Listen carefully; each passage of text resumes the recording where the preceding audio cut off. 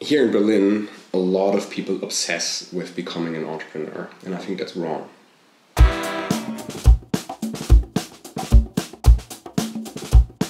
The thing is,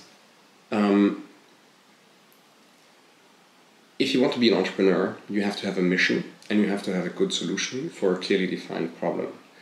And quite often, entrepreneurs start with understanding the right problem, and then they have a solution, and it often starts with something that they are anyway close to, that they have experienced, or where they have some pretty strong insight and strength, and then the rest comes from there.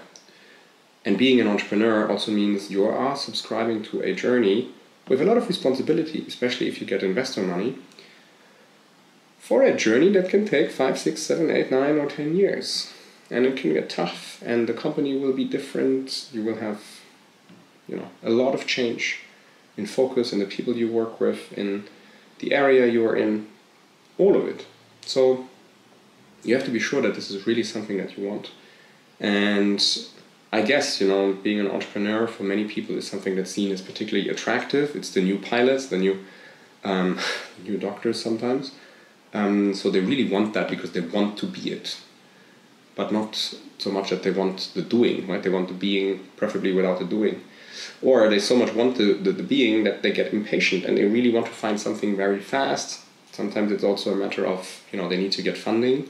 So they need to come up with a business plan and something that is fundable, because otherwise they will have to go back into employment and then they feel like they're going to be stuck there. But what I'm seeing is if people rush it too much, they end up with co-founders that they don't really like so much, that they don't trust enough, that are not a good match, and they often end up with an idea or a solution that seems kind of like half-baked, but then driven with a lot of energy. And what I've learned for myself and what I've seen in many other people is that, yes, you can aspire to be an entrepreneur.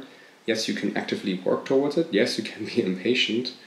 But in the end of the day, the best moment is when you really see something that doesn't make sense. It feels like good dating versus sort of frustrating dating. It's like try to find the right one. The right one in terms of the right problem to solve and the right people to do it with.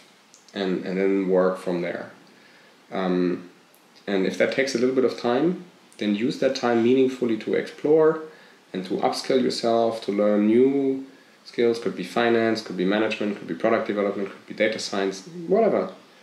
Just keep growing until the time comes when you will find your thing. For me, everything changed when I met the engineer that has been building the technology that we work with now.